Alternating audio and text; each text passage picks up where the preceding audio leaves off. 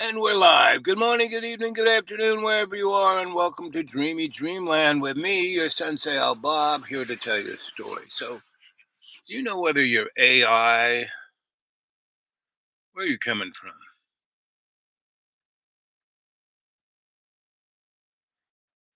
Oh my God, Jesus Christ. Oh my God. So why doesn't it use it on the entire population and make trillions of dollars in advertising revenue? Well, what about when you talk about something and then you get an ad for that something that you've never seen an ad before? The CIA relies heavily on the NSA's ability to gather vast quantities email, phone calls, and other data. The CIA's drone program relies heavily on data the NSA provides that includes phone calls, emails, and other forms of signals intelligence. With email service providers and social media, we've long been told that if it's free, you're the product. But with the Internet of Things, it seems even if you pay, you're still the product. It really goes back to data. So we have a direct connection with our consumers that provides us with first-party data. So we utilize that targeting. How did we get here? The computer, originally designed to raise the intellect of humanity, has been transformed into smart devices designed to raise the intellect of artificial intelligence instead.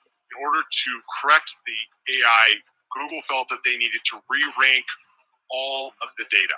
This has massive implications for society. Companies are modifying their behavior to ingratiate themselves with those in power. They're changing their slogans and advertisements. They're censoring controversial people. Speak up, you might lose your job because you're bad company's ESG score. Now it's all about politics and hysteria. What we thought could make us more connected made us more divided. Instead of people using technology for their benefits, technology now uses people for edge. Oops. You have the right to stay private and protect your personal data. Yeah, you do. Your personal data is being sold online by data brokers right now. If you don't have the time to go through... Now it's a commercial. You know, you thought you were watching a show, and now it's a commercial. But look what it's done to people. Come on. They don't want to let this go. Wants me to stay here the whole time.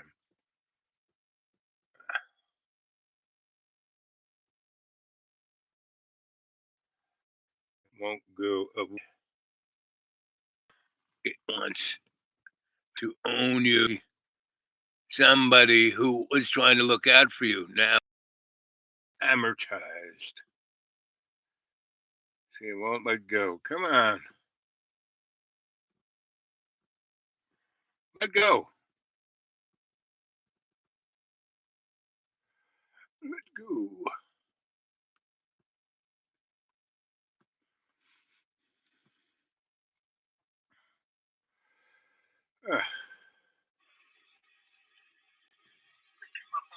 People out of northern Israel because might be wrong.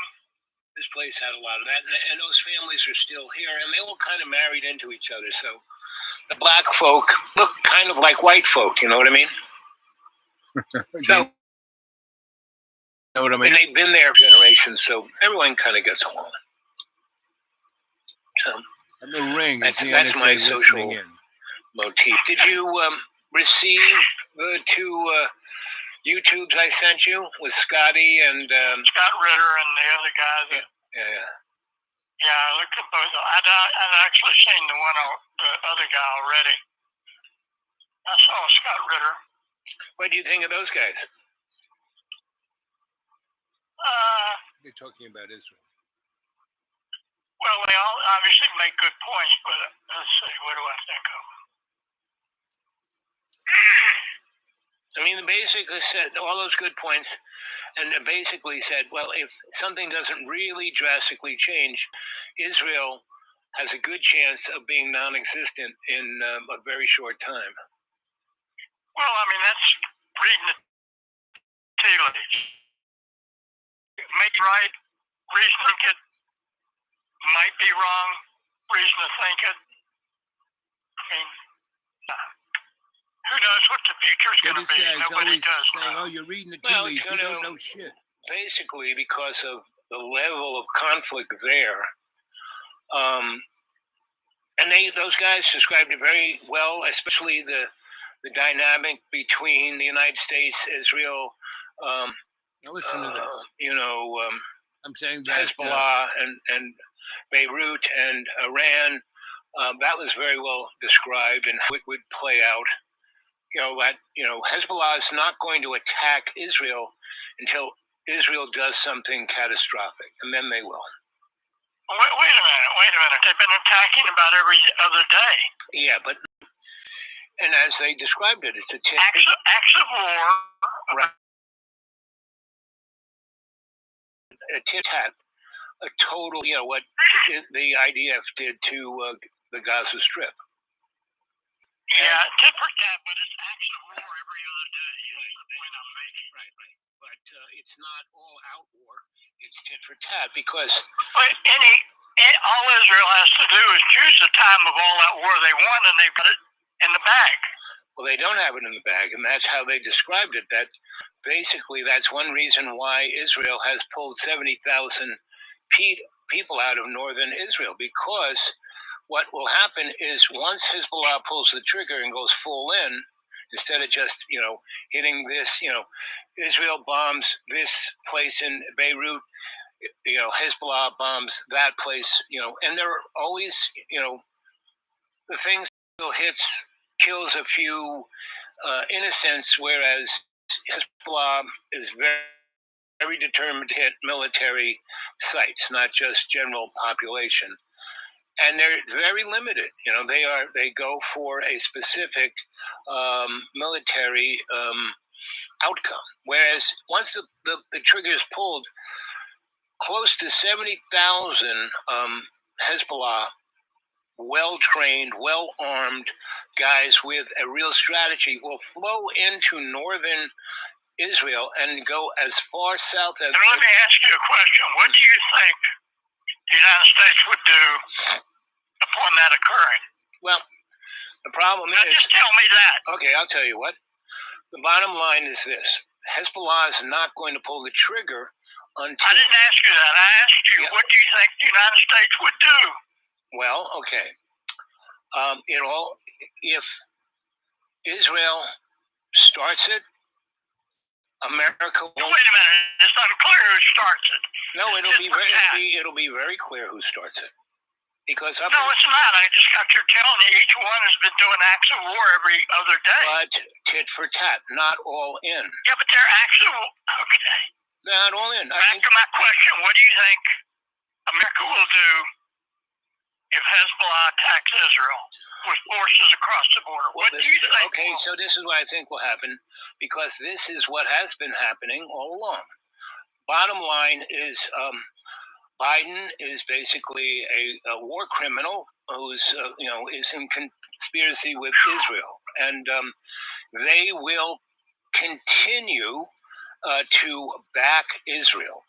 And though they have wanted to be able to, parry into Asia and deal with China, they're getting stuck in the Middle East. And while they're there, and it goes So you see, I'm trying to be logical, explain what's going on. Come on, Al, give me a break. I mean, those guys described it very well. It goes all the way back to the Balfour Reading Declaration. the tea leaves again. No, it's called history. When well, it's selective. Okay, God damn it, man! I tell you, I asked you a simple question. And I gave you the answer. I gave you the answer. I gave you the answer. What do you think the political reaction in the United States will be? Oh, that's a different thing. The people. No, I asked you what the United States would do. And I said that Biden, the war criminal, will continue to support Israel. Full force. Exactly what they're doing now. Meaning they've been. Yeah, okay. If anything, will lose for Biden. So that's the. Well, let me ask you, how against Israel's attack in Lebanon? Oh, I would. Well, what's his name? The head senator.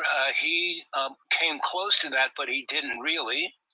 I mean, everyone will say what that senator guy said. That one Jew in the Senate, who holds the highest Democratic position he's the Democratic leader of the Senate. That guy. I think you're dreaming. You didn't understand what I said. I said everyone in both the Senate and Congress, most of them will do exactly what they're doing right now. Basically, He didn't say that. He said they would follow the senator. No, I didn't say that. I said U.S. establishment to Hezbollah. so the U.S. Military and establishment will do what they're doing now, backing Israel in its activities, right? And in the same way they're doing it now, saying, oh, this is terrible, but not really allowing a ceasefire to occur through the UN, and secretly giving them weapons. And they have been giving them weapons constantly since October 7th, right? So now the Congress isn't, giving any money for it, but just like, Biden and the Pentagon found $300 million worth of weapons to send to the Ukraine for Israel. And so they will continue to do the same thing. And politically, just like Chuck Schumer said, oh, this is terrible, we have to blah, blah, blah. But he really didn't say anything. He just said, oh, this is terrible. You're full of shit. You're totally full of shit. So where am I incorrect with my observation? He took a landmark position that's never been taken before, that will reverberate through the political system from here on out. And what will that vibration be? The Democratic Party will be, people of Kim Kaine, Mark Warner, will feel far more free to be critical of Israel and to see, this guy is an academic. He knows. He's been studying this for 40 years. Remember back in 72, 71, when Israel was having a war with the Arabs, and they had their back to the wall because they're humorous. They thought they were superior, and they weren't. And they needed weapons desperately. And Nixon said, well, send them what they need. And Henry Kissinger didn't do it. He didn't do it for a number of weeks. He said to Nixon, let him sweat. Because basically Henry was representing the Council on Foreign Relations and the Brookings Group and the guys in the city of London, who wanted to show Israel that, yes, they can manipulate politics, but the people in power can, just cut them off at the knees. And so what Chucky Boy said, oh, this is terrible because, in the Democratic, they were expecting maybe 5,000-6,000 votes to say, oh, we don't like what you are doing in supporting Israel in Palestine. And each state, they were getting 100,000 or more votes saying, I'm not going to vote for any, no name, right? Not saying Biden, not voting for Biden, just no name, which gave a real kind of, and all the people in the streets around the world, so this guy, he's like, oh, let's tell you, and he's, and he says that the major problem is that the Palestinians deserve what they're getting because they're not playing the game. Support limiting of the arms when Biden does it. He's not going to do it. So what will they do? He will never do what it. Will they physically get from what they say? Say that again. What will physically occur? When they will say blah, blah, blah. And then what physically will occur? Will we stop sending them support? Will we stop giving them No, we're not logistics. getting Okay, into. if you can't understand the politics of that, I'm wasting my time. No, I think you have a what's the right word? You believe in a thing that you think you are the expert. You've been looking at this for 40 years. You know what's going on, and you can't really see what's going on. You can't see that this is a scripted thing that has been going on since 1890s. And that what the United States and England, which aren't really in control, they are just the surface Give me a break. control. We're talking about Schumer. Right, and he is part of that same script.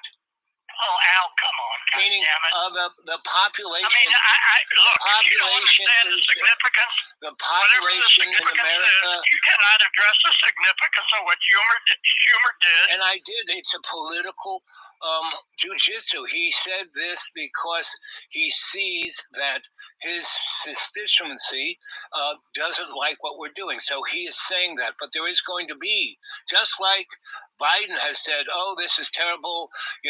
We're working behind. There's going to be a You ceasefire just don't have an Monday. understanding of politics. But You just simply do not understand but you. how politics But all you have works. to do is look at the physicality of the genocide that's going on in the Strip. No, bullshit. What do you mean? People aren't dying in the Strip by outlandish numbers? People I certainly didn't say that. aren't being severely wounded? That they No, you were explaining what was happening. Their infrastructure is being or has already been totally devastated. That's not really happening. Of course it's happening. What the fuck are you rattling on about? What I'm rattling on about is that if we had a true political dynamic in this country that represented the people, we would have had. What do you mean represented the people? We're talking about AIPAC. You just don't understand politics. That comment was an example, another example of just not understanding the game unfolding. What don't I understand? Explain it to me. You're talking about a book, really.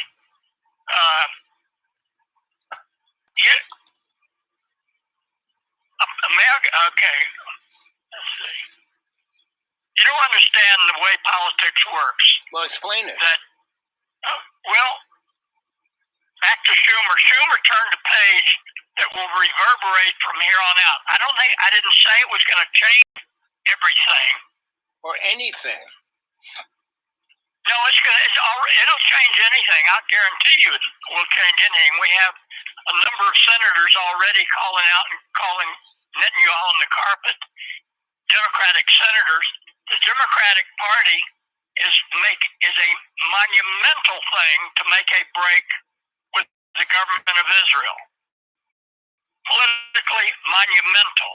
How many of those? How many? What's that? How many senators and congressmen are making this monumental break away from AIPAC and their money? Why do you think the number is important? Well, because the way our government is set up, if you have X amount of senators, you can swing the Senate. They have X amount of votes. So you think it's in the vote? Right, in the Senate vote and that's not the case. The case is Israel's been a sacred cow, the golden calf in American politics for a very long time. Even when you have one senator speaking out against it, and then you have five, and now you got the leader. It's a significant alteration, and if you cannot understand that, then you're just skipping around. My observation is that he had to say something. No, he didn't. Why? Why are you saying that? Coming into a presidential and senatorial election. But why would the head Jew in the U.S. Congress have to do that? Because the head Jew and head senator, basically by him saying that, he is trying to put up a protective blanket over the Democratic Party that is going all in for Israel. And just in a not in a concrete way, but just in a what would be considered propagandistic. He's trying to put up something that people say, see, he rattled the whole damn cage. Okay. The whole goddamn. Well, so he's rattling the cage. What will it achieve? That's predicting the future. That's a different subject. What? And that's a diversion from whether or not he was rattling the cage or not. Well, to make a prediction about the future or to look at. Anyway, I just rattling cages should be, a cage means there is a actual substantial physical thing that you're rattling. What is that? No, what do you mean substantial what is that physical? thing What are you talking that's about? rattling? You said he's rattling the cage. What cage is he rattling? What substantial Status quo. Okay, status quo. So, at what Look, point? I get so tired. I get Al. Yeah. What I find, instead of you understanding my point and clarifying the point. Well, you never clarify it. You just rattle on. You just continue to say, well, if you don't understand how this is earth-shattering. Well, every time I turn around, you're demonstrating that to me. No, I'm saying, show me why it's earth-shattering. Because Schumer, 5 years ago, said, I'm Israel's protector in the U.S. Congress. So when he comes out and says Israel is in danger of becoming a pariah state, he gets the attention of every Jew in Israel and America and rattles their cage. So you read what's coming out of Israel. What is the Jews in Israel saying about Chuck? They're going to the extremes. They're saying he's a betrayer, and he's telling us something we need to hear. Range goes across the whole range.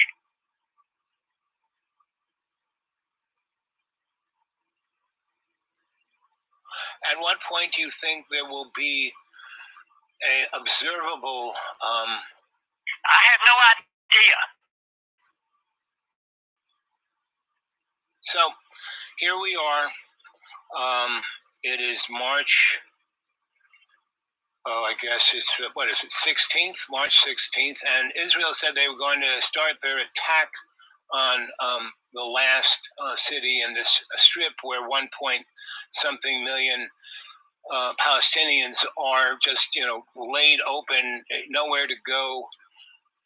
Do you think they will start going after Razad like they went after all the other cities?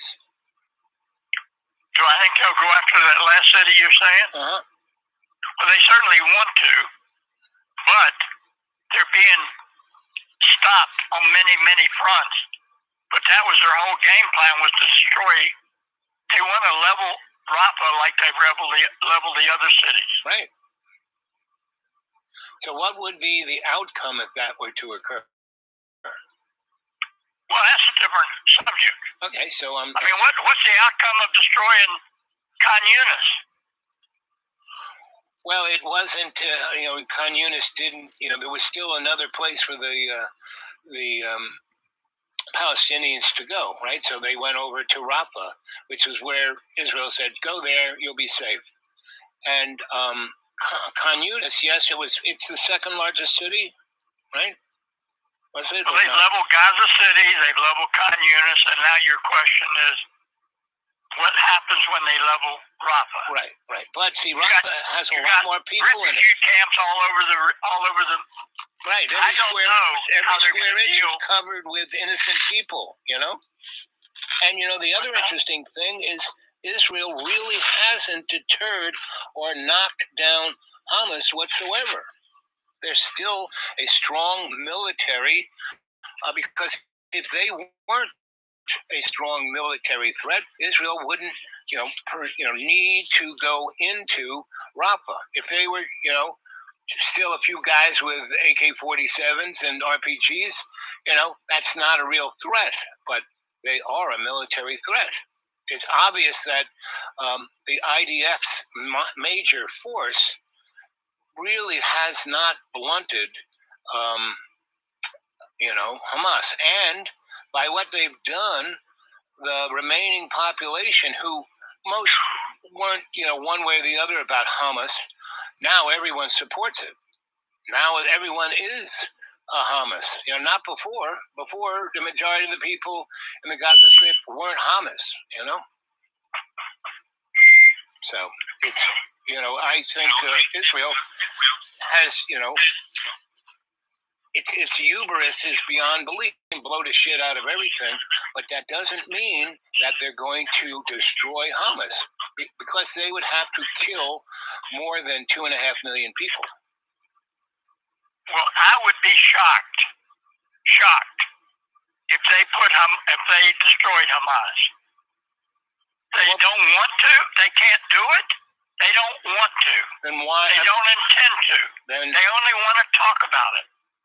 But they're doing more than talking about it. They've killed over 30,000 people. That's doing more than talking about it. And that's why Israel is a worldwide pariah up until October 7th. I'm going to repeat myself, Al. Okay. They claim to want to destroy Hamas. They're not going to be able to do it, and they don't want to do it. The key to ongoing conflict and not having a do is take away their free mission card to do what they want when they want. Okay. They're not going to destroy Hamas. They only talk about it. I can see that, but they're still killing a lot of people. So that's what they want to do. What is your opinion? They don't want to destroy Hamas. They want to kill a lot of people. So what do you, yes, it's pretty obvious that's what they're doing. What do you think of what has occurred with Hamas and Hezbollah going to Russia, and Russia wanting to work out an alternative where Russia can say, listen, we have just negotiated a new group of Palestinians that are neither PLO or Hamas or Hezbollah, take over the running of Palestine? Well, instead of answering that, I'm just going to tell you that Abbas appointed a new prime minister of the Palestinian Authority. Hamas came out and says, wrong move. This is after they've been together in Russia. So it's very unclear what the results of that are going to be. Well, wouldn't you say that the new leadership in Beirut... I didn't say Beirut, I said the Palestinian Authority. Okay, the new leadership of the PLO is kind of a theatrical thing, meaning, look, see, it's not the same guys. We're putting in this. Oh, okay. Well, there's your script. You got it. So we're doing this, and out. Well, the answer is I don't know. I don't know what. Her whole family was wiped out by the Germans. She's kind of German. She stayed in Germany. How old was she? She's probably in her 60s. And this is a person I will play. I don't know if I played it already, but it's a person who basically is Palestinian, and she is published. And there was a gentleman who was also Palestinian, but he was black actually, and he was on alternative radio. And these two women who were Palestinian, one was like an American Palestinian, the other was a Palestinian who's been living in Europe. And they're all scholars. They're all authors. They're all activists, and they're all saying the only way that what's going on in the Mideast, there has to be a similar kind of thing that happened in South Africa, where everyone sits down and has a rapprochement, where they talk about what went down, and that people can express themselves, appreciate everyone's point of view, and that everyone agrees to let it go, agrees to find a new way, agrees to stand forgiveness and helping people get over their trauma. Like, and for 20 years, South Africa did a great job at doing that. And then the European, banksters, and the corrupt folk, what I call the hidden hand, went in there and corrupted the politicians, and by country by country, because there are more assets in Africa than anywhere else, right? And the assets that are most important are the people. So um, they have, in the last 15 years, caused a great deal of chaos in Nigeria, in South Africa, Darfur, all of the countries that butt up against Asia and North Africa. And again, it's this thing of going for chaos. With chaos, the smallest group of people can um, control the situation. And so that's these three people are saying we have to break that through bringing all of these different factions, not through their governments, but through the people, a place they can talk with each other. And now everyone and their brother is doing their best to make sure that doesn't happen by killing as many people as they can, traumatizing as many people as they can. And this is what I was trying to bring forth to this scholastic character. And and so we take the conversation from there.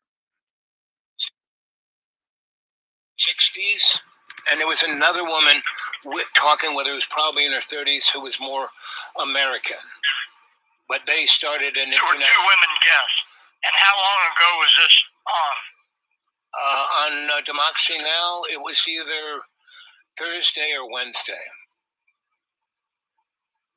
I'm going to try to find it. And the guy, he's a really interesting guy. He's a black guy, and he was talking about Martin Luther King and Malcolm X, and that they both realized that we had to stop talking about,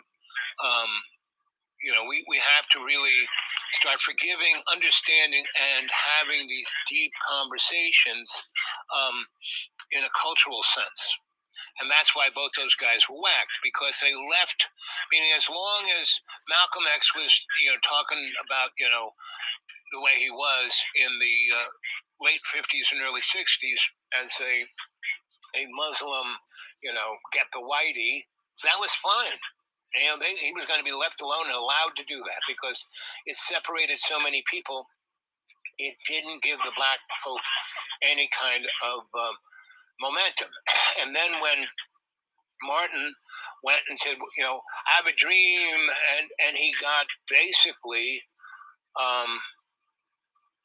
some level of civil rights and voting, but that was fine because voting almost doesn't matter. We can gerrymander this and do that, change our power structure.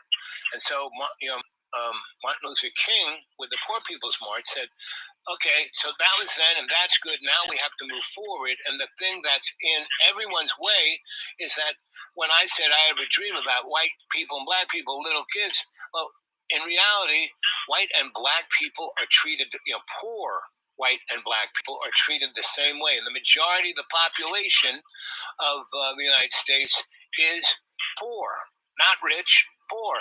And so he was talking about, let's stop spending all this money on wars and start educating our people and have real, health care and places where people can live, and that he gets shot. And those guys, Malcolm came back from going to the Hajj, and when he went to Mecca, and he saw that half the people were white, that not all Muslims were black. He was like, whoa. It was like a seed change, and he stayed there for 4 or 5 months and started realizing, I got to go. He had a real, come to Jesus moment, and he said, the only way we can really deal with this is forget all of our animosities and see what's really in common with everybody, what we all have in common, and that's why, Michael Gorbachev and Ronald Reagan was able to, go into Glasnost and basically get rid of nuclear weapons for 30 years. And now we're arming up again because it makes a lot of money for the military-industrial complex, both sides. So that's kind of what that those three people were talking about. And Democracy Now! Is Wednesday and Thursdays and Fridays, I think. If you were to skim through them, because you know how she does the first 15 minutes of the, this is what's going on, and then she'll spend the next 40 minutes having 4 or 5 guests that she spends. And the real essence of those people's discussion on Democracy Now! There's two women, and in alternative radio that's coming out of Boulder, David Bonsigna, is if you go to alternativeradio.org, you can see it. And the last show they did this week or last week is this black scholar who's talking about what we need is people working together and not screaming at each other, right? And he was saying that what's going on in Palestine is exactly going on in America, and we are going to have the same kind of violence that they're having there.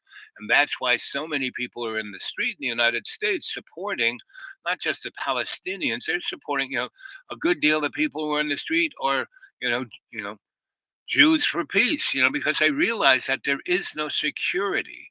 And the only real way, and the talking of a two-state system never going to work because the neocon Zionists basically want, from the river to the sea. That was a Zionist trope in the 50s, right?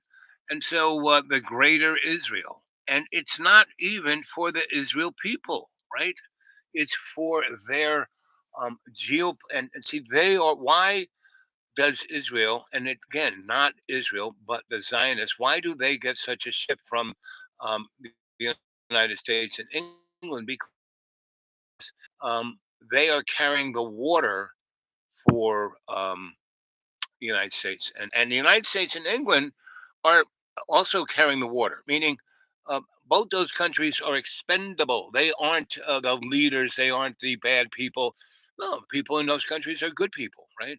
Just like everywhere else. The three different churches I go to, all those people are really good, but they are so socked into their trope that So that little prayer that I gave uh, earlier this morning, I tried to say that prayer in that church, and they didn't want to do it. They didn't want to go there. They didn't want to talk. And we have a lesson we have to study. I said, fine. Well, it speaks what that prayer is speaks to exactly what you're talking about. Like, who was Jesus? What was he doing there? In our thing, we look at Luke 20, and he asks his boys, so what are the people? Because he's just had, 3 years walking through what is the known world of that time and all these miracles and stuff. And so he goes, so what did the people say? And even his boys who've been with him, his disciples who let go of everything and just followed him had no idea who the frack he was. They were expecting him to be a king that would kick the butt of the Pharisee and the Romans and give Israel its political and economic power back. And that's not what, because they weren't even looking at the Old Testament. That was from the very beginning. It's talking about the Messiah, and in the beginning, that the Messiah is right there because all of this was known. All of what was going to happen, all these wars, all this conflict, all this, separation of love, co-creation from, the physical bodies, predilection for sin. And all sin really is that disconnection from God. So every time, jacking off ain't bad, drinking ain't bad. Doing drugs ain't bad. None of those things are in essence bad because everybody does them. Our governments do it. You name it, everybody does it. The thing is, when you're doing it and you are disconnecting from God, that's the sin, right? Now, if you can be jerking off and thinking about Jesus, well, then you're not, it's a little weird, but maybe it's not. Who knows, I mean, if you show our Last Temptation of Christ with what's his name, the guy who played me in the movies. Um, the scene opens with him having sex with Mary Magdalene, right? So um, we live in a weird zone. Our historical essence is maybe 1,000 years, maybe let's give it a short shift of 60,000 years, but no, babies, there has been all different kinds of cultures, right? And you read Joseph Campbell, and George Lucas sat at the foot of Joseph Campbell, and that was Star Wars. Everything in Star Wars was about our solar system. The planet that blew up, that was the major planet. And what is the Oort belt? What's the asteroid belt, right? That is what was the planet that was a ruling planet. We had folk on Mars and Jupiter and Venus and you name it, and all the moons, right? And we were more or less a reptile place. We were kind of soggy and muddy and anyway. So bottom line is love is the only thing that really works. And everybody, including this guy who thinks he knows everything, doesn't want to go there. Spend 10 to 15 minutes with. If you get that point, early on in the show, she explains, okay, we're going to have this person who's against, they're going to talk about this, and right. So if you just look at the first 3 minutes of Democracy Now, those Wednesday, Thursday, Friday, you will see who's on what, and you can go to that. So I have yet to hear a Palestinian or Al-Mandawis, which is the primary pro-Palestinian publication in the U.S. I have yet to hear anyone talk about all those three people reconciliation. All of those folks did. That's why I found it most amazing and put it on my YouTube channel. But that's why I got it. Democracy Now, Wednesday, Thursday, Friday, and like I said, if you look at the first 3 minutes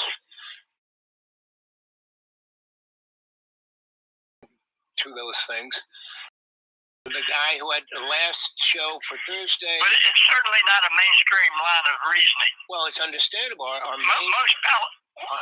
understandable. Yeah, because our mainstream is totally propagandistic. They want war. It's such a joke. You watch. No, I'm not talking about the mainstream wanting war. I'm talking about Palestinian writers, intellectuals, talking about what kind of a plan might work.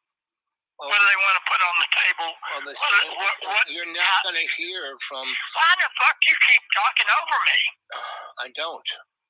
Well, you just did. No, it's called a discussion. I'm saying. It wasn't. It was talking over me. Okay. I was making a point. Okay, make your point. And you started. No, I'm getting this straight with you, Al. You do it constantly. What it tells me is you're not paying it. You don't give the integrity to the point I'm making. And therefore, it makes me question the validity of my time. Because when you talk over me, you're not listening. When the mouth is moving, you're not learning. And it happens all the time. And if I let you go, pretty soon you're talking about nuclear weapons and something else. You're in just a stream of thought. You're into this self-worship.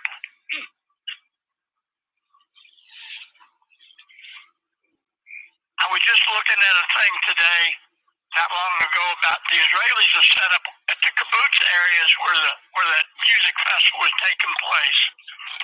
Israelis set up a theme park. Got burials, pictures of their captives, people they bring. The Palestinians, for example, back when the Israelis went into the Al-Aqsa Mosque and destroyed sacred Islamic figures, they didn't even record it. They didn't do any fucking video of it. They don't know how to. They don't understand the game. They don't understand the persuading people's minds. And that's why I'm telling you, I think it's relevant. The Palestinians are not talking about how to make a plan. All they're doing is bitching about their victimization. There's not. I don't know who the one is who's talking about how we're going to get to a good future. I never hear it. Well, maybe because you don't want to hear it, you don't listen to it, because Well, within the construct of media. wait a minute. What are you talking about? I'm looking for it. I Wait a minute, Al. I just got through nailing you down. Who said it? How to get it? I'm interested in it. And now you tell me I'm not interested in it. No, I didn't say that. I said that. Yeah, you did. You just were saying maybe I'm not paying attention to it. Right. Well, because it's not being said, not because people aren't saying it, it's because the media that wants to project a specific view is not bringing forth that conversation. I already pointed out to you that in the primary pro-Palestinian media in the U.S., I read it every day. So it's one. I don't see it. It's one paper, right? Well, it's a blog. It's one blog. They post about 4 different articles every day. So who owns it? Who's running it? Well, why is that important? Well, because it's always follow the money. If that is being put together. Oh, okay, well, you're just barking up bullshit. That's a nowhere line of reasoning. It's not happening anywhere. You want to deny my point by saying, well, who owns it? I get sick of it.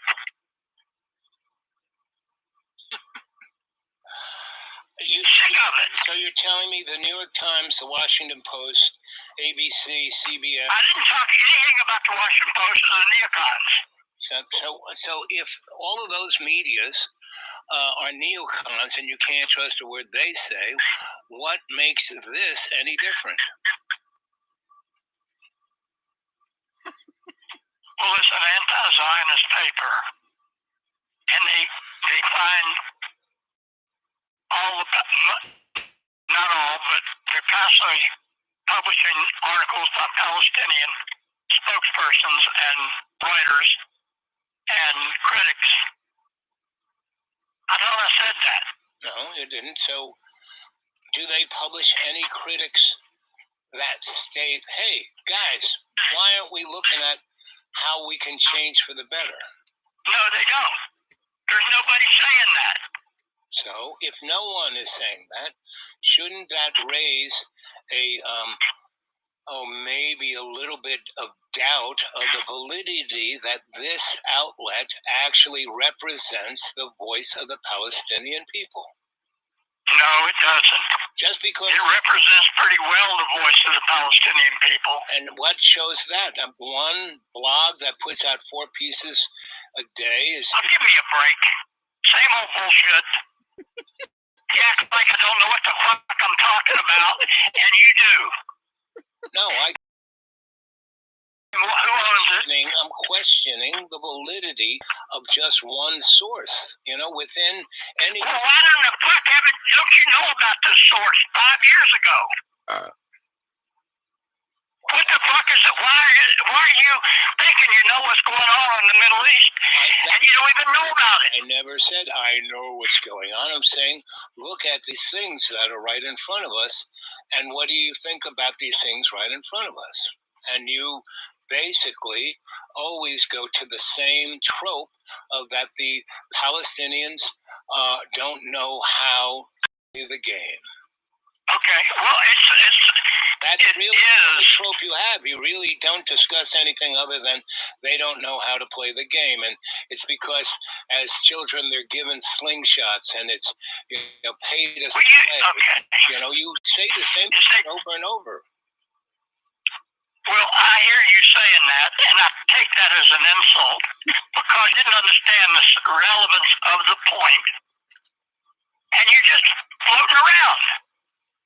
And you want to tell me that I'm got my head up my ass, and you're just floating around, just babbling on. The only person who ever says that you have your head up your ass is yourself. I never say it. You just got through saying it. What about the who publishes it? Right, but that doesn't mean you got your head up. That's a valid question. Well, that means you're making not a valid judgment on the. No, I'm not making a judgment at all. I'm asking a question. No, you're not. Oh, bullshit. I'm telling you, I'm getting at the end of my rope.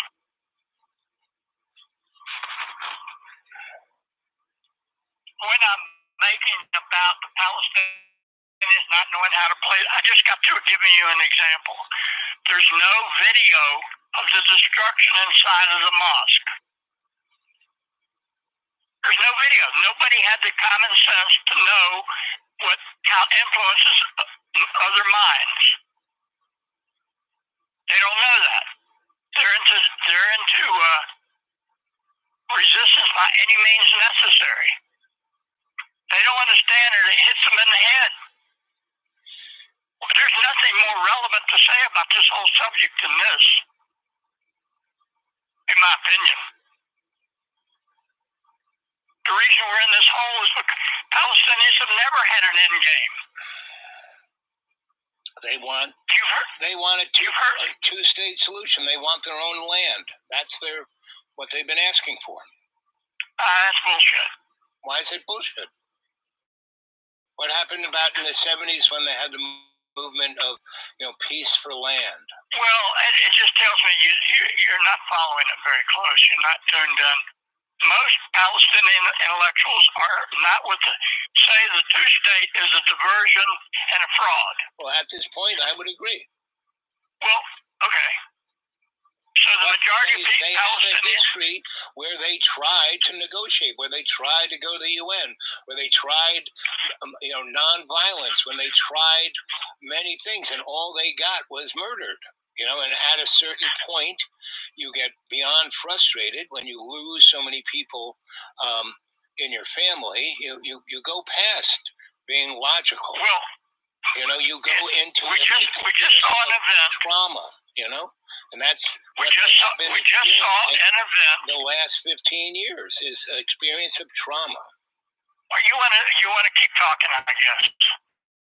No, you talk 90% of this conversation. So he hung up. He says the same thing. So that was our boy. You still there, kid? No, he's not. He hung up. Okay. Let's see. Let's go and ask. How big is your bolt pile? Do.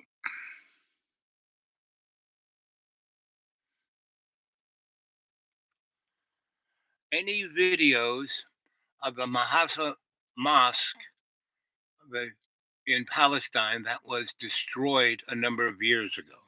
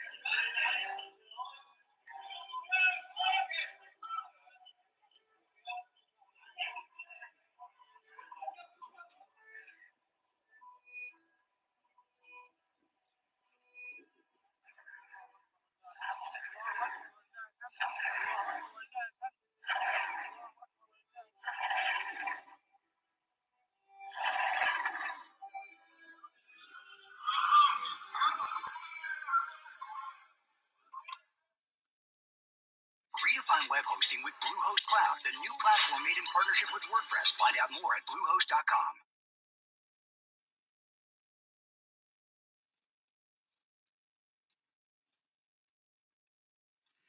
Anyway,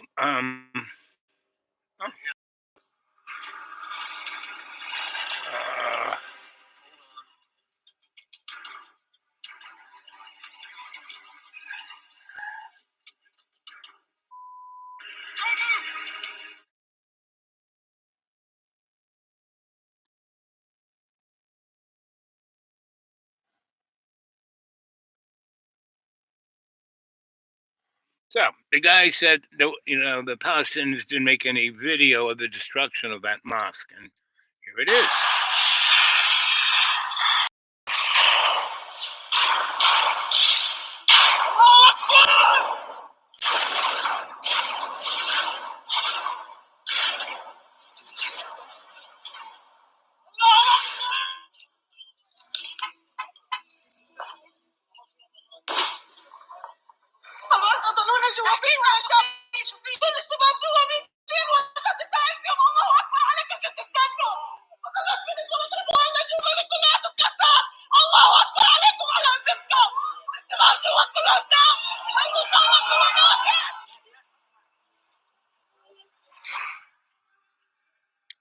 So, and there were a lot more. If you go on Google, there were about 10, and I got that one to come up, and I can't seem to get the others to come up. So,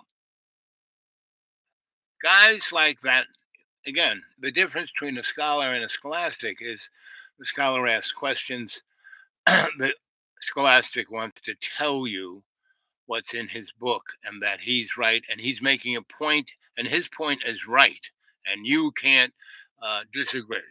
And so it's an interesting time we live in, but it has been this way forever.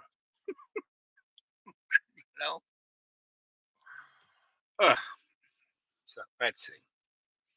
And I think I played those other guys from whatchamacallit, from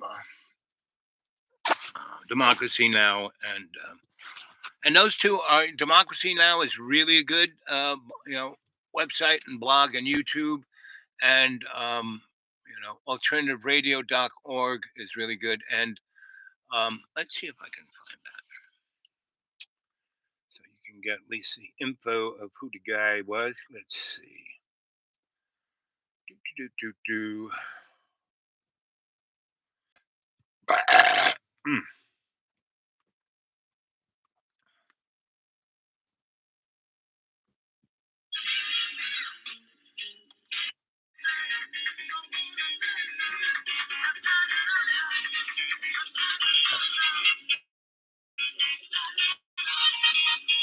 Ba ba ba ba. Paul Simon. I used to live right across the street from that guy.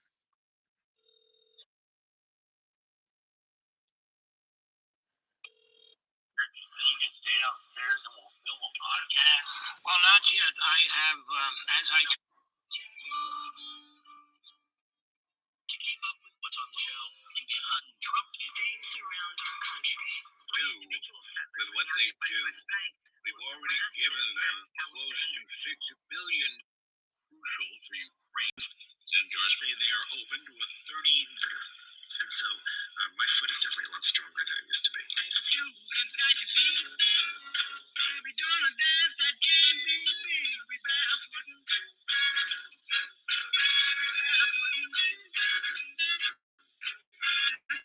Lieberman is not the only one who has feet on the brain.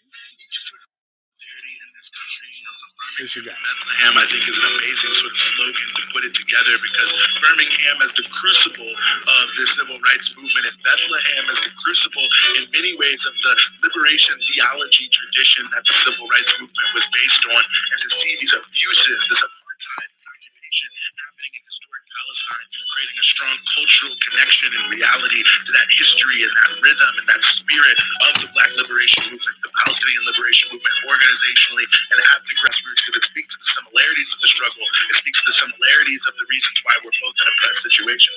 It speaks to the reality of the world today Eugene per year, and this is Alternative Radio. I'm David Bassamyan. This edition of AR features Eugene per year from Birmingham to Bethlehem, part one of a special two-part program. From Birmingham to Bethlehem, two iconic places saturated with meaning. And Jim Crow were described as intractable, so too is Palestine today. How can the Palestinian struggle for freedom and dignity take lessons from the Black liberation movement? Historical circumstances are clearly different, yet there are similarities. Both are located in a colonial-like situation where a powerful oppressor dominates another less powerful group. Racism is a major factor. The Black liberation movement and Malcolm X's eloquent voice struggling for their freedom. Struggles are not easy. Resistance to change is entrenched. Power does not readily give up its prerogatives. Our guest today is Eugene per year.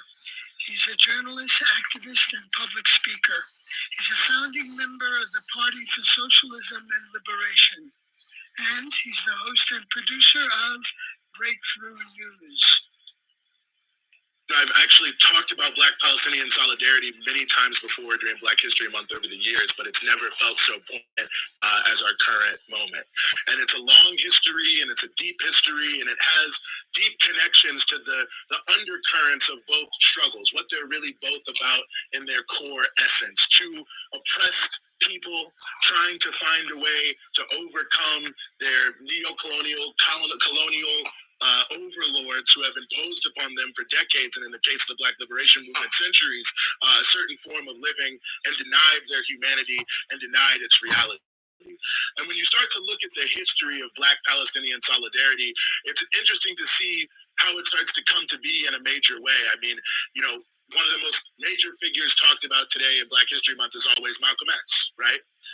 Well, Malcolm X was really one of the first individuals to try to build a strong bridge between the Palestinian liberation movement and the Black liberation movement in an organized sense. And it was part of his own development, of his own consciousness, as he starts to move in beyond the Nation of Islam. He starts to become an independent activist. He forms the Organization of African Unity, Muslim Mosque Incorporated, and he's trying to establish a different sense of what Black politics really means. And his basic understanding was that the situation of Black people in America was that of an internal colony, a nation within a nation, that the struggle of Black people was for liberation. It wasn't a struggle for democratic pluralism, that Black people were excluded from the body politic on purpose, that they were not allowed to ascend into the political structure in any significant way on purpose. It wasn't just a holdover of something that happened 300 or 400 years before, although that is where it started. His understanding was that there was a very particular reason why Black people in America were are disproportionately at the bottom of everything, which continues to be true today. It's an amazing thing when you think about it, really. I mean, poverty, unemployment, diabetes, hypertension, people being killed by the police, people going to jail. We could go on probably all night and just talk about that. If it's bad, it's disproportionately Black and Indigenous. And that, of course, is because of the roots of what has brought us to this point. Ultimately, you had a situation in the United States, or at that time, previously United States, the colonies, whatever you want to call them, at that moment, where those enterprises were more or less failed institutions. You know, they thought they were going to come here and they were going to do a lot. It wasn't working out. People were dying, people were leaving. They had to try to find a way to create a certain level of dynamism, and they're searching for this, they're searching for that. I mean, the whole reason they came here originally, or at least, you know, some of them, I guess to escape, you know, religious X, Y, and Z, but a lot of people thought they were going to find gold. And that's why they thought it was going to be, you know, very lucrative for them. This is actually why Columbus even came in this direction, the original point. But that being said, they thought similar like the British colonies, like the Spanish, they'd find some natural resources and that would help them. Didn't work out, or maybe they'd find some other, you know, furs, different pieces like that. Wasn't really a major industry, but they were able to figure something out over time, and that was they figured out how to deal drugs. And I say that very directly because ultimately the narrative of how you describe something determines ultimately how you view it. And of course, in our civics class version of American history, it was freedom, justice, democracy, all these different things, which didn't really exist in any significant way at the time. But if that's the narrative of what took place, it gives you a very different framing for the reality of how and why the country was founded. But ultimately, what gave the dynamism to become the United States was the fact that, at least initially, they found sugar and tobacco. Now, sugar, of course, and this maybe tells you something too. We don't even think about it as a drug now because it's in everything. Sugar's all over the place. But as I've said a few times before, anyone here who's a parent, there's a reason why you don't constantly give your kids cookies. Because you understand not only the impact on their health, but also the fact that it starts to, it builds on itself, that it becomes an addiction, and it starts to become something that you have to have all the time. And ultimately, all these products, Coke, Pepsi, Oreos or whatever, everything around us, even the coffee industry are really based on this. So we can see it even in our own lives today and in the way that it operates. But certainly then, it was a little bit more of a revelation. Because back then, many people in Europe did not have access to sugar. It was like a luxury good. And this was the first opportunity that, other people had the opportunity to have a little bit of a sugar high, if you will, in their daily lives. Same thing with tobacco. You smoke it, you get high. This is just out of feudalism Europe. It's not like people are living high quality lives by and large. So if you can drink a little something, smoke a little something, and feel a little bit more calm, you can see that there's a certain value in that. And it creates a constantly expanding market. And in the context of that, you have to find a way to get people to work, to continue to grow the way you're doing these crops, these plantations in different pieces. And they had a lot of different ideas about how that could potentially take place. The indigenous people, they were first going to try to enslave them. Didn't work out the way they expected. Not only did the indigenous people resist, but, listen, this was their land, their territory. The people who lived there were like them. So it was much easier for them to run away, in addition to just straight up resistance. You enslaved me, you put me here, you say you're working here, well, I go 50 miles away. Who's going to know the difference? Who's going to be able to find me? So that doesn't work, right off the bat. They didn't say, well, let's get indentured servants over here. We got a lot of poor, destitute people in Europe. A lot of them we're putting in prisons, debtor prisons, by the way. Georgia, the state of Georgia, it's an interesting fact maybe that you'd be curious in. The whole basis of Georgia was to bring poor whites out of debtors' prisons to keep a buffer between Florida and South Carolina because the Spanish were allowing escaped slaves from South Carolina to form a militia and go and raid the slave plantations in South Carolina and free the slaves and create a lot of damage. But nonetheless, they said, we're going to bring people over here. We're going to tell them a good story, a good song. You come for 10 years, 20 years. You get a little bit of land. This is going to happen. That's going to happen. All of that also false. And, a lot of times people died before the term was up because the conditions of existence were so bad. A lot of times you would get here and you're here now. So what are you going to do? And they would just say, oh, well, you've had 10 years, but look, we gave you food, we gave you this, we gave you that. You're going to have to go for another 10 years. So it becomes almost a form of kind of perpetual slavery. And some of the early indentured servants, by the way, were coming from Africa before the establishment of slavery. So then they even have an even bigger problem. Because what takes place is you have these indigenous people who are trying to defend their land and carve out their own existence in this new reality with all these people coming from Europe trying to kill them and destroy them in every possible way. You've got a number of very angry individuals who've been brought to the country allegedly as servants, but they're basically in a form of servant, almost slavery in a sense, and they're certainly not getting anything like what they thought they were going to get when they were sold a bill of goods and brought over here. And then they start to work together. And they figure, well, there's more of us than these plantation owners and these others that are going on, so we can wage our own form of resistance.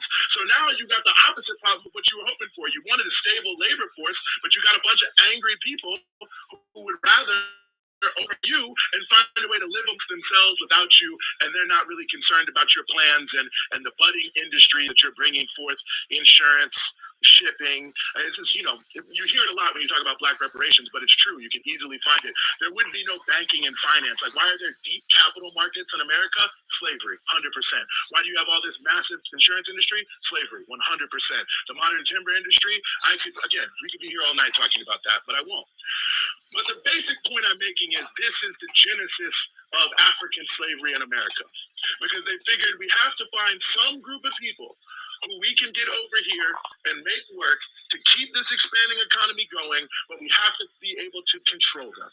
So you bring people from across the ocean, so you completely rip them away from their context, and you're not going to swim back. So what are you going to do? Once you're here, you're trapped. So you've got a captive people, a captive nation. You brought them from dozens of different people from all across the African continent. So not just have you ripped them from their land, you've ripped them from their entire social context, which means that they now have to band together. But since they're under your purview, you have more control over the language they speak, the religions they practice, all of these different pieces. So you're able to have a large amount of control, not just over their workforce, but their spiritual and cultural life, so you can break people's resistance. I mean, that's what it's really about. And then, of course, you pass the requisite laws, the first real laws that sort of bring in sort of start to bring in sort of what we might call segregation, color caste system, to really establish slavery. First, you cannot own guns. Second, you cannot own land. Third, you cannot have interracial marriages. So that way you preserve the ability to identify based on phenotype who people are, which is obviously a form of social control. You make sure they can't build up independent wealth because they have no land. And you make sure they can't defend themselves because they can't own firearms. So you have this overall system that becomes extremely profitable and actually becomes the pivot point for the rise of capitalism, not just in the United States, in the entire world. You know, Haiti at the time of the Haitian Revolution was actually the most profitable corporation on earth. More wealth was being produced in Haiti than all of the 13 colonies, or at that time actually the early United States, at that time. So it gives you a sense that this was really a huge economic pivot point to grow capitalism as a system. And then even when slavery was over, you have a country that says, well, listen, this was actually working really, really well for us. And it really is a great benefit to have a certain, you know, maybe minority, but numerically large group of individuals who we can pay basically nothing and treat very bad, and by that get sort of extra profits, extra money. It really can sort of juice our economy and allow us to go to even higher heights for this elite of capitalist individuals, which is why it's a long story, Reconstruction is defeated. But nonetheless, you know, you have this pillar of capitalism. It's not an extra. It's not an alternative. It's why even though you've had a black president, you still have everything bad is disproportionately black. It's a feature, not a bug, of the U.S. capitalist system. So this is what Malcolm X was starting to try to bring to the struggle. He said our struggle is in some ways a struggle for democracy, but it's not really a struggle like, say, you know, the Irish becoming more integrated into America or the Italians becoming more integrated into America, because their relationship to the country, especially whiteness, is very different. Our struggle is, in his feeling, more akin to the colonized people of the world and those who are fighting against neo-colonialism, because their existence is the same type of existence that we have. Their very own oppression and colonization exists only for the benefit of a small number of, believe it or not, the same people in America and Europe who really want to get rich by controlling really the whole world and by subjecting, you know, most of the colonized world to disproportionate as every other, you know, quote unquote worker, farmer, peasant, or whatever.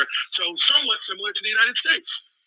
So in this understanding, one of the most important things for Malcolm X in terms of how the Black liberation movement is going to move forward is it has to look for its natural allies. It has to find the other anti-colonial, anti-imperialist forces around the world whose story is similar on a narrative level, of course, and you can talk all day about how similar your struggle is to the others, but it has the same enemy because it serves the same purpose.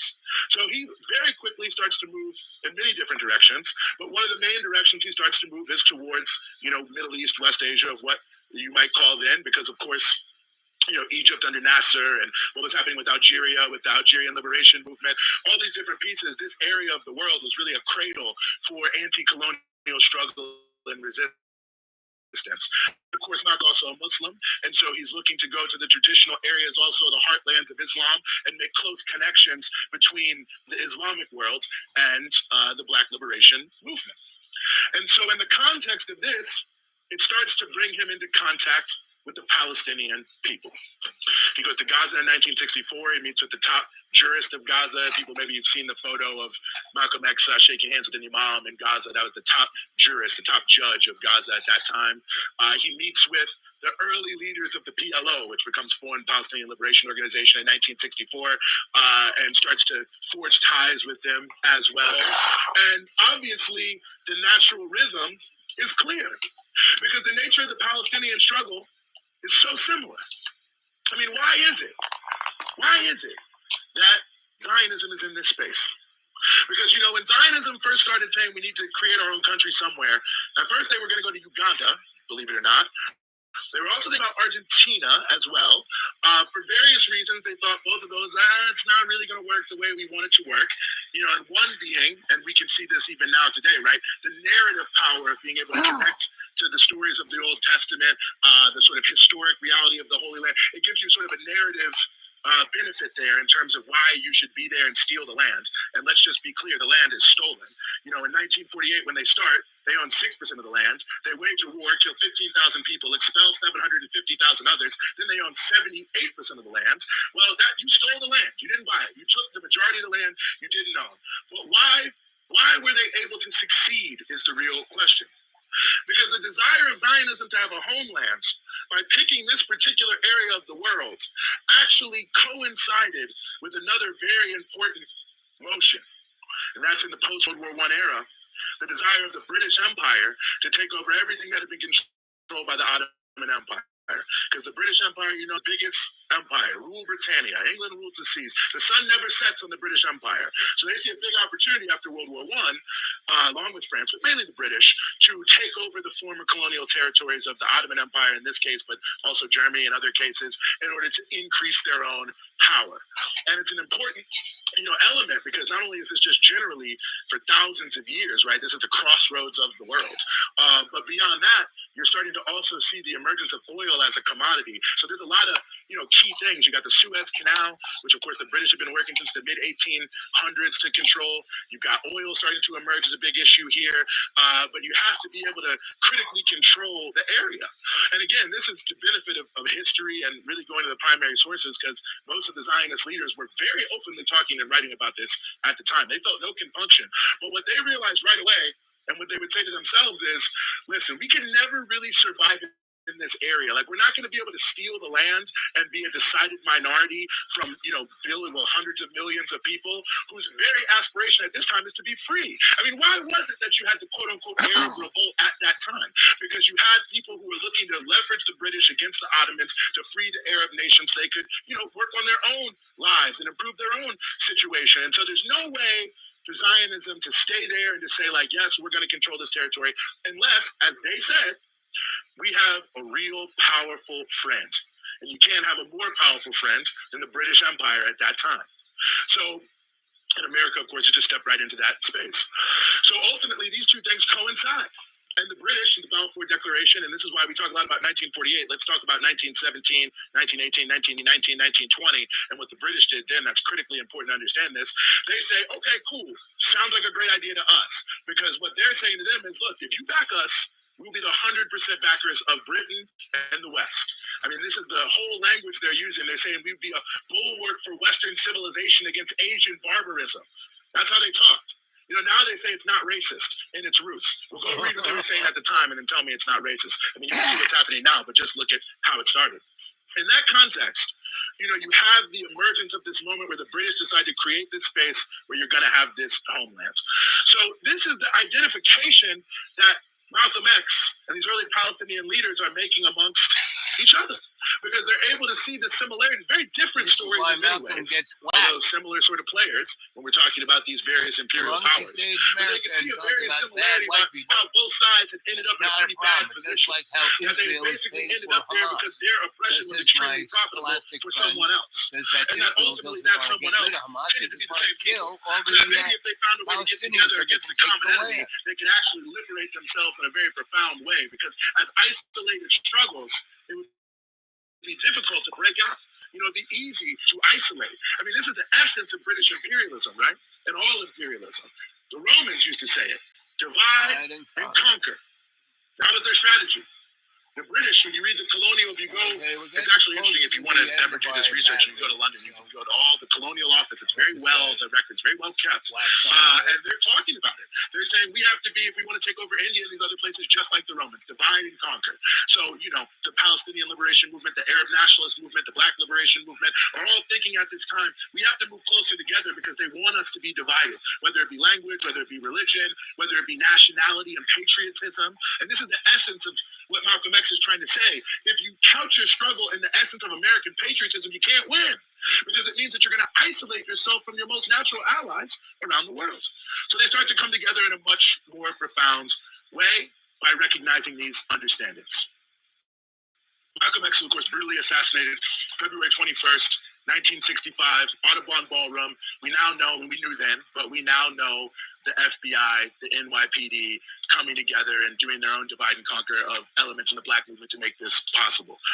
So that very hopeful moment is in some ways scattered, but in other ways starts to come together powerfully 1966, especially 1967, because of the rise of what has been known in the literature as the Black Power movement. And in this context, you have this understanding of Malcolm X's starting to become more generally diffused.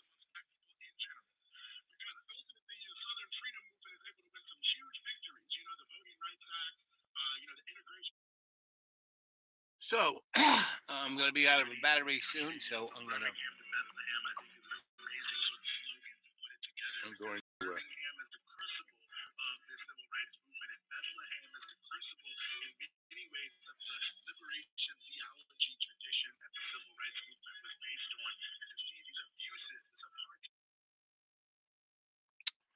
Anyway, so that's a nice little smorgasbord there. 1 hour, 23 minutes, and 7 seconds. 4 of you thumbs up. Thank you.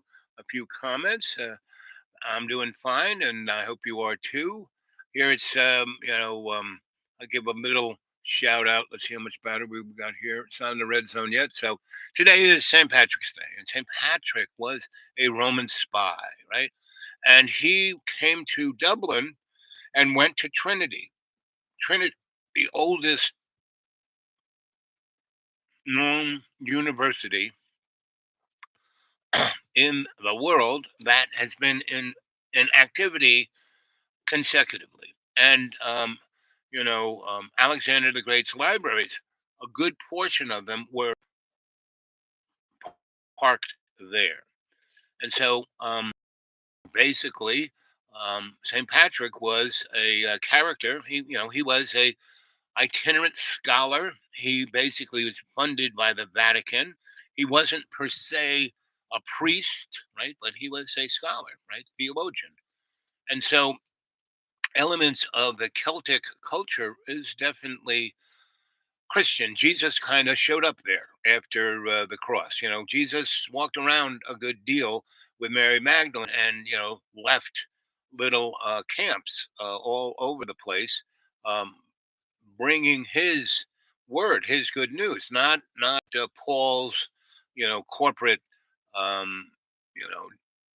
thing, not the boys who stayed in Jerusalem's thing, and not the Jewish thing, right?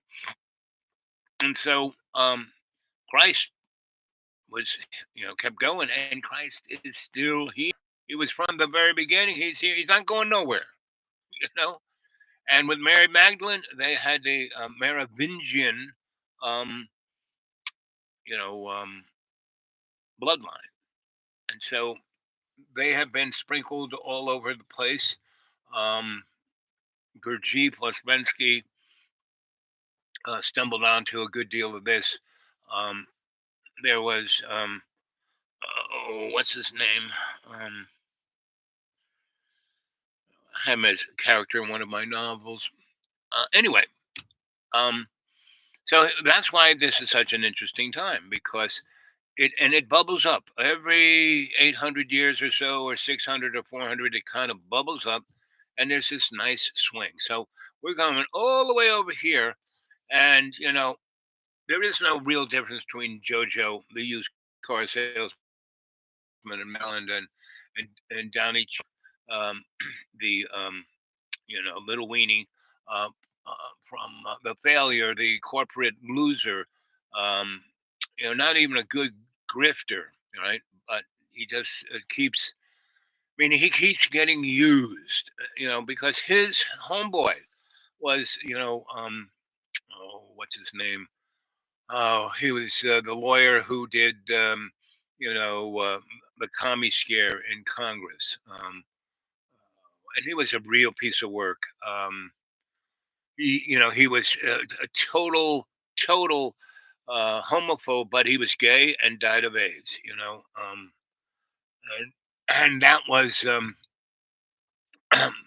Donald Trump learned everything he knew from his Ku Klux Klan father and this unbelievable psychopath. Um, and what was his name? It'll pop into my mind. Anyone out there got it? But anyway, let's see how much battery we got left. So here is Friday, and basically, the Vatican sent St. Patrick's to Ireland basically to stop England from going into Ireland because Ireland is stuck in the Atlantic. It's like almost in the New World, right? And the west coast of Ireland is like Florida. Gulf of Mexico hits it. When I lived on it for a year, there, palm trees everywhere, and it was always sunny, and the water was always 70 degrees. And now morons have built, hotels. I mean, when I was there, it was just a teeny loony like horse track, and was and all the little towns. So were county seats like Limerick and oh, you know, Skibbereen.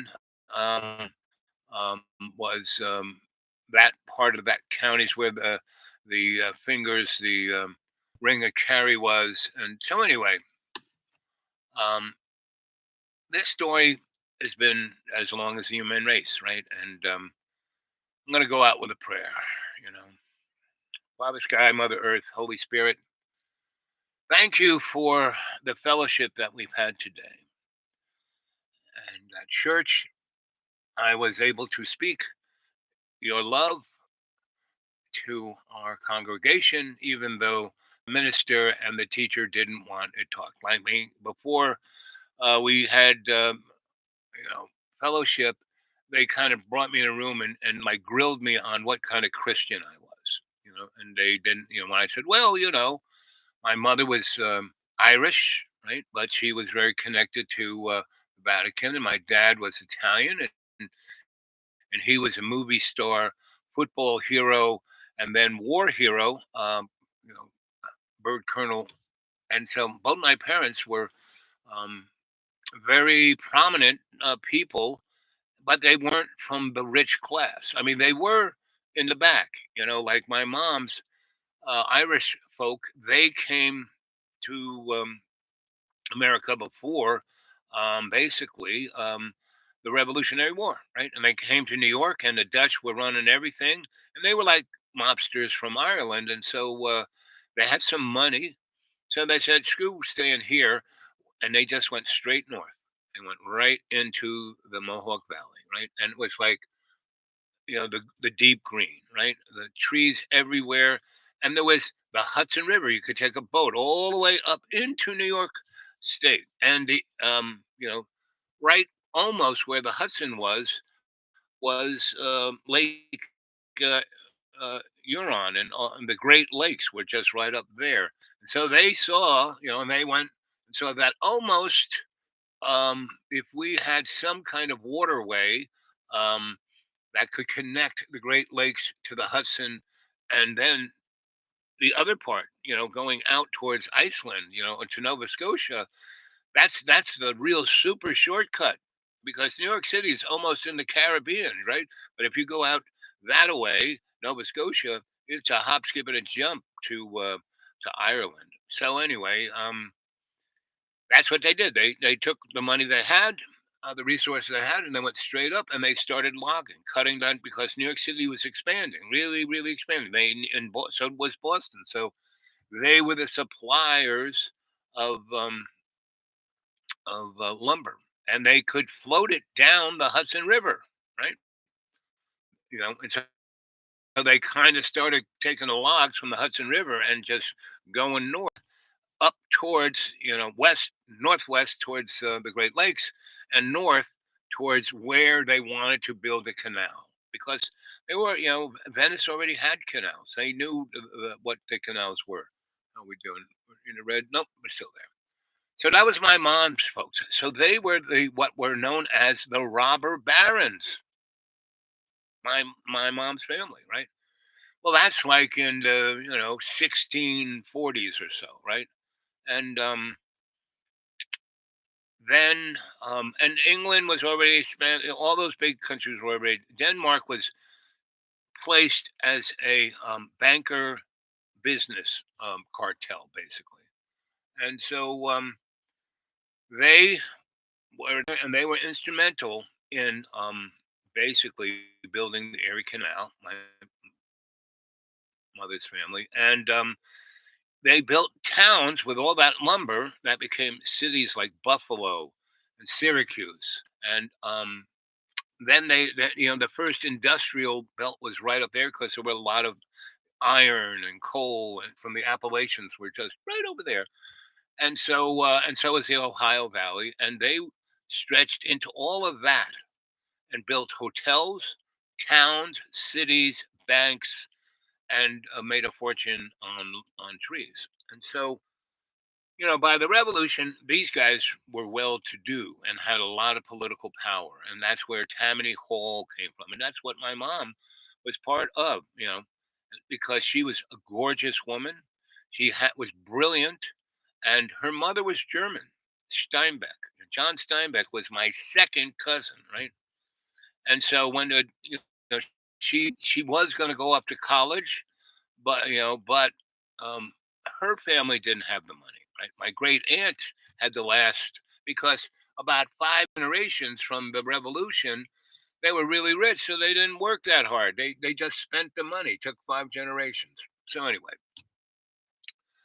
that's my family, and my father's mother she was Celtic, out on those little islands.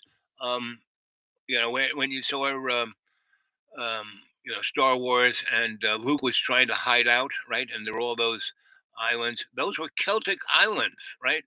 And they were kind of sprinkled from Ireland into Italy, right? And in the Atlantic and Mediterranean, that there was a whole culture, and who were not just Celts and bards, but they were also and Druids, but they were also the Teutonic Knights and the guys like Thor, right? And that's the bloodline my mom comes from. And she has a German thing going on too, which is a lot of the Thor stuff. So the Steinbecks was my mother's name, and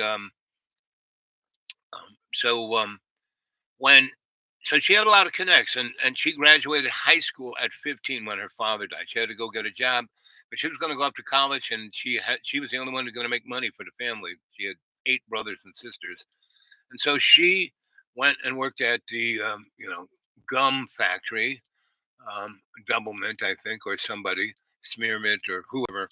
And she's really hot chick and brilliant. And so the guy who owned it said, "Well, you're going to be my executive secretary." And my mom was down. So she was like, and the guy said, not only was my mom like, whoa, whoa, whoa, but she was brilliant. So she was making large, corporate decisions for this guy because she had a perspective like I have that wasn't male or dominant or cultural, but what's going on here? That's where I get this from, my mother, right?